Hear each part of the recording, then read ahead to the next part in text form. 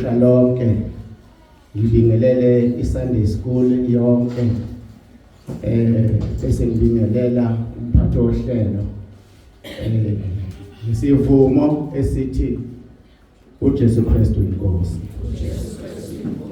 Kakhulu ke ekubingeleleni kwabantwana bakaNkulunkulu ngakabingeleli kodwa bengithanda kakhulu ukumbonga kakhulu uNkulunkulu kulolu suku namhlanje.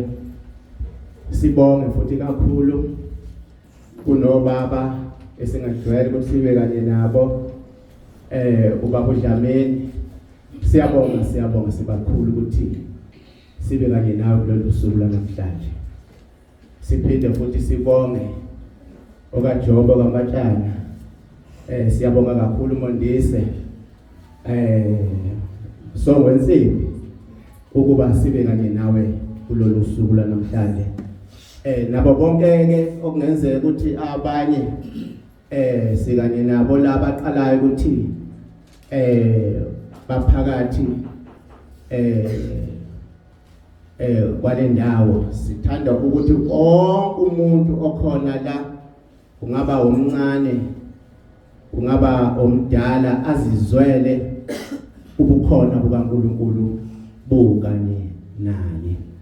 Kakhulu ke bantwana bakaNkulunkulu bese sibonga futhi kakhulu baba wethu angikwazi ukuthi ngakusho nomama wethu phakathi kwethu abakhona uNkulunkulu ebagcinile wabalonda besuka le eRichards Bay. uNkulunkulu waba kanye nabo ubaba wethu Apostoli nomama umama Apostoli. Siyabonga kakhulu ukuthi namhlanje sikanye nabo, siyambonga siyamdumisa uNkulunkulu.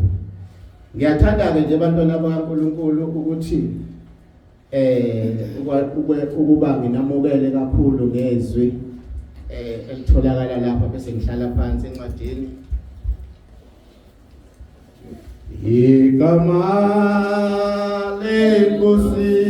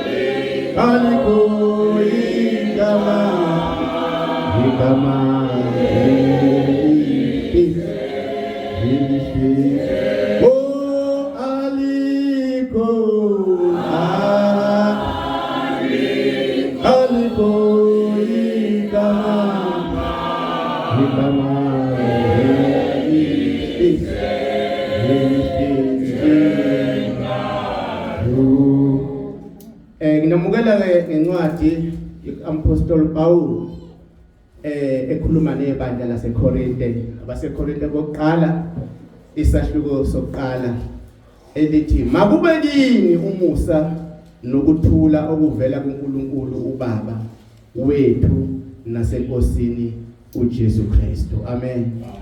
Namukela ngalelo zwi abantwana bakaNkulunkulu ngithi uNkulunkulu akasize ukuthi sazozwa izwi umusa mawubekithi nokuthula uma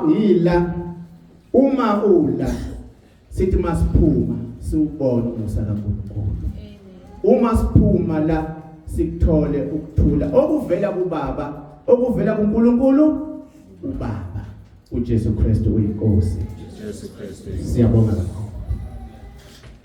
Tata bonke Gino